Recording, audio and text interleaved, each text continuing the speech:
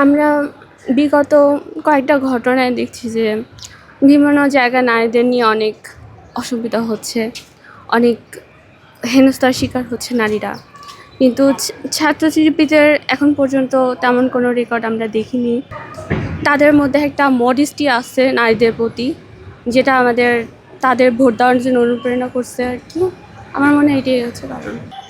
নারীদের তারা স্বাধীনভাবে চলাফেরা করতে পারবে, বা পর্দা মেনটেন করে হোক না মেনটেন করে হোক, সব জায়গায় তারা এখন চলাফেরা করতে দিতে পারতেছে।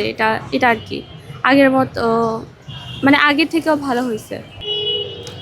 বিগত দিনে আপনারা জানেন যে আমাদের ক্যাম্পাসে অনেক সমস্যা আছে। তো সেই অনেক প্রতিকূলতা পার করে জগন্নাথের যোগসু হচ্ছে। কিন্তু আমাদের বিগত দিনের যে আন্দোলনে সবসময় শিবির হচ্ছে গিয়ে অবদান রাখছে, অনেক ভালো আন্দোলনে সবসময় সাথে ছিল। তো এটার জন্য আর কি শিবির, এমনকি ছাত্রদলও আন্দোলন করছে, সব দল থেকে আমাদের এই আন্দোলন চলমান ছিল।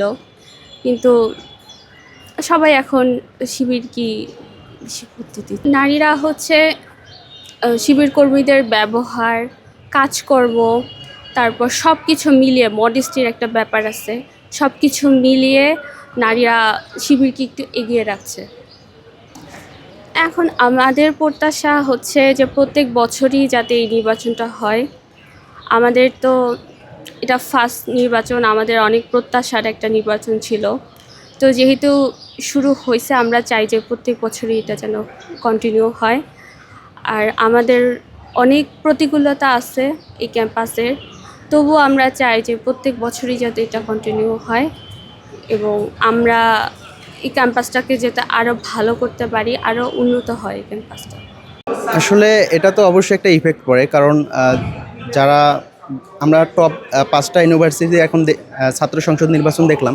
তো এই ক্ষেত্রে দেখা যাচ্ছে যে বিশেষ করে যারা মেয়েরা আছে, এরা ওই ছাত্র শিবিরকে অনেক বেশি রিলাই করতে পারতেছে ওদের উপর। তো সেক্ষেত্রে ওখান থেকে একটা বড় ভোট আসতেছে। আর সামনে শিবিরের যেটা হয়, মানে ওদের অনেক কিছু অর্গানাইজ হতে হয়, যেটা ছাত্রদল হয়তো ওইভাবে করতে পারে না এই ক্যাম্পাসগুলোতে।